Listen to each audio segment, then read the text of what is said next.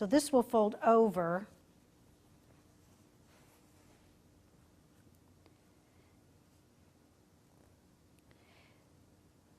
This piece going back and then towards the front and seaming here.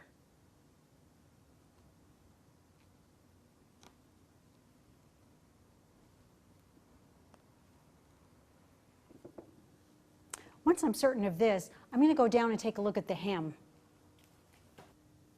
Now I'm going to check the balance at the hem because I want the flare of the front panel and the side seams to be fairly consistent. I want to utilize the full width of the fabric. So I'm just checking that my balance is even.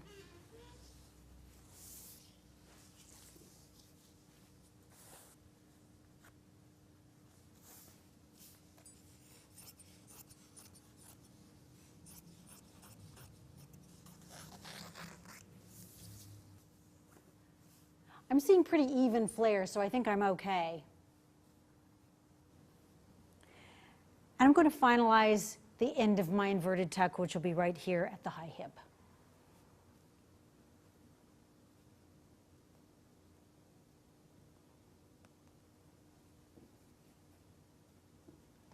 I'm then going to drape the center back panel, the side back panel in the same way, and then determine my width at the side seam.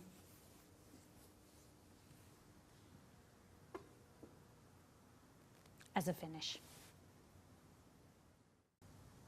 Working with bias garments is really great because suddenly you have the give and stretch of the bias grain that you don't have with the length and cross grain.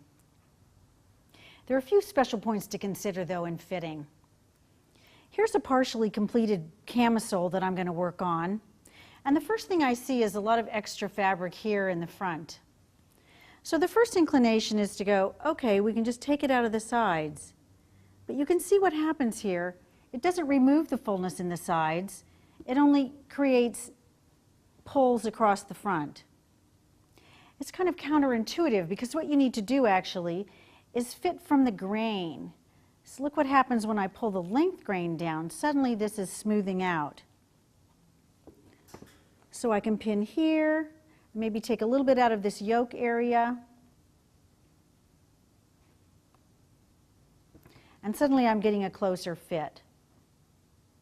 The other thing that you can do is, my impulse is to say, okay, well I could dart here if I want to bring it closer in at the waist. But you don't really want to dart on the bias because the lines will tend to twist. But what you can do is dart on grain. So here we have our length grain going here. So if I want to pull up a little more here, I can simply make that dart a little bit bigger and pull out some of that fullness there.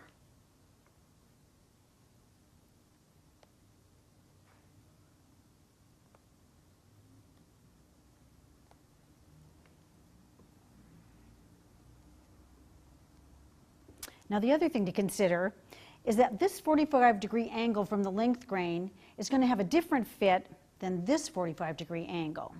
So when working with a bias garment, you almost have to drape it asymmetrically because both sides will fit differently.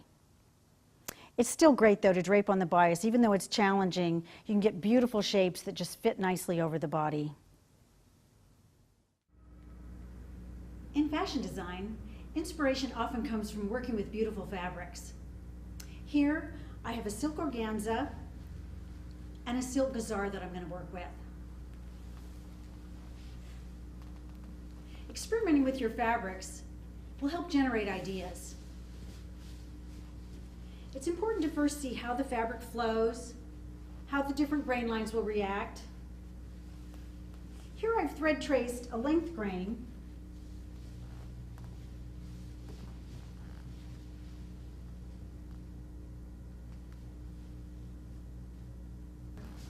so I can observe how the length grain is falling.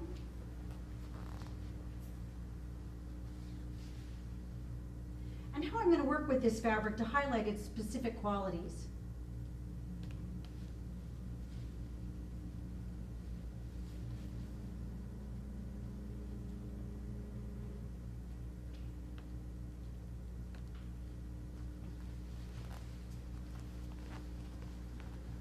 my bias grain would be falling this way.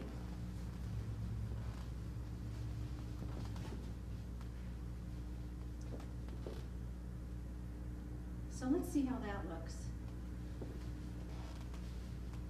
Draping improvisationally requires being spontaneous, being willing to experiment, and allowing your intuitive mind to take over. As I'm working with the fabric, I can try to figure out how I want my grain lines to work and what kind of volume I want. I kind of like my length grain sort of flowing this way. And of course, this fabric looks great with the bias drapes.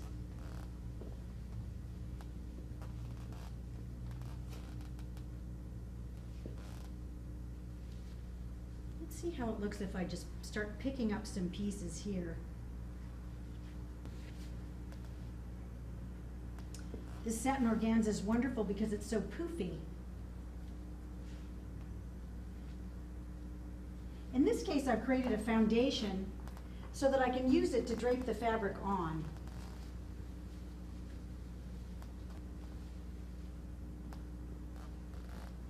When I pick it up like this, it looks kind of like a little rosebud.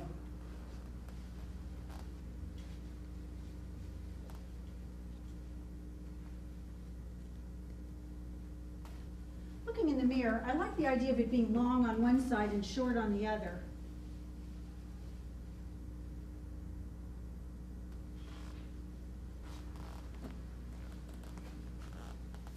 And I think I'd like to have another bias drape on this side.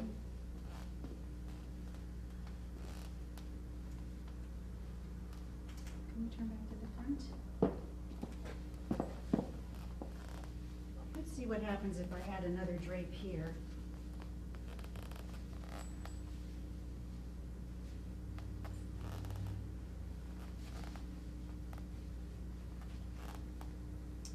Kind of liking that. I'm going to keep working with this little poof area and refine it more. But first, let me bring in my other fabric and see how I might use this for the bodice. I'm going to work with this bias piece of gazar to form the bodice part. I've got a bias edge here, and I think I'm going to bring that down this way to continue with this kind of diagonal flow that I've got going with these drapes.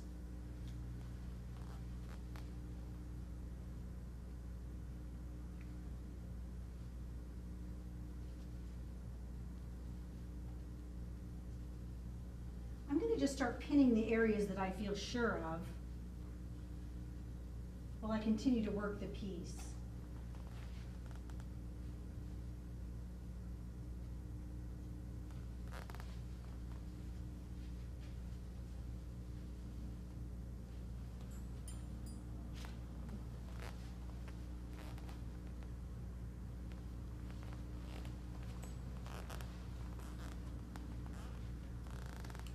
I'm pretty sure I want to do this, so I'm going to go ahead and cut this piece.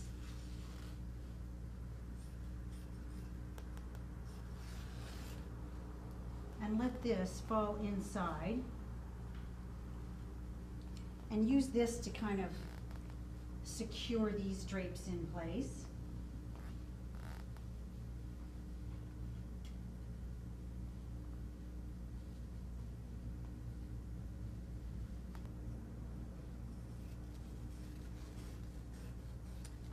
I'm going to carefully cut away, only when I'm sure.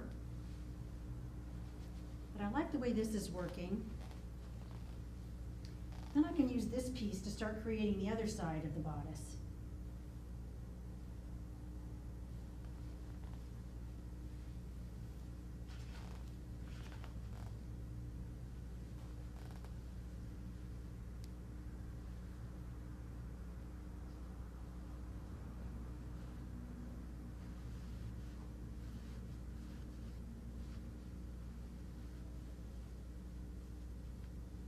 I can create a little bit of a rosette effect on this side to kind of echo what I have going on there.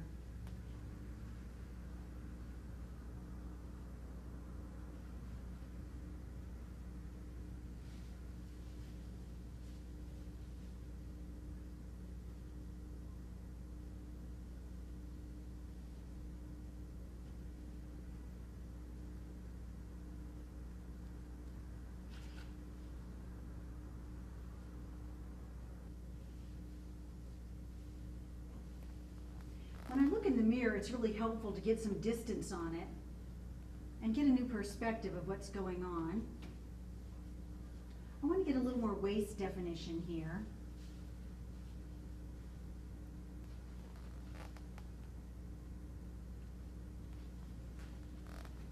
So I'm going to pull this a little tighter, but I like the fullness over the bust, so I'm going to continue with my little tucking and pulling effect.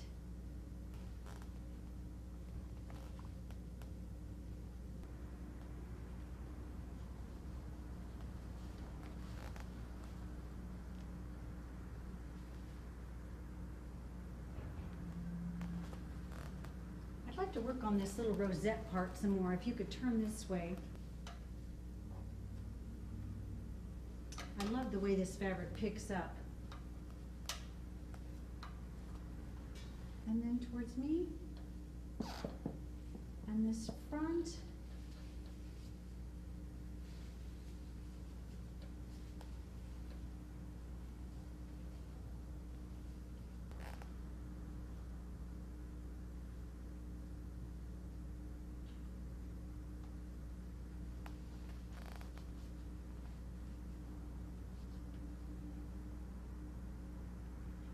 I like the way I've got this little piece echoing this little piece. And I'd like to create something a little more interesting along the waist here, maybe another tuck.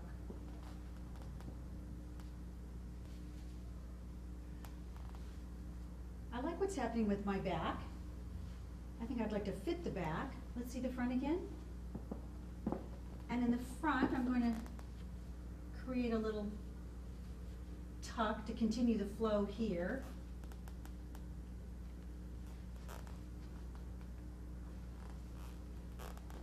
And I'm going to lose this point.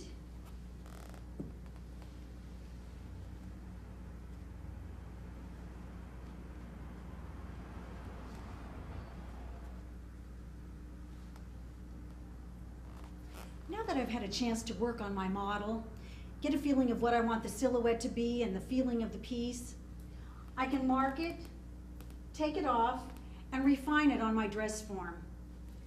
I'm going to thread trace all my lines, tailor tack where it connects to the foundation, and I should be able to take it off and repeat it and work on it more on the form. Continue to refine and practice with your skills and techniques. Even with improvisational draping, these skills and techniques are important. As they become second nature while you work, it will allow your intuitive and creative self to emerge, and your project will come to fruition easily.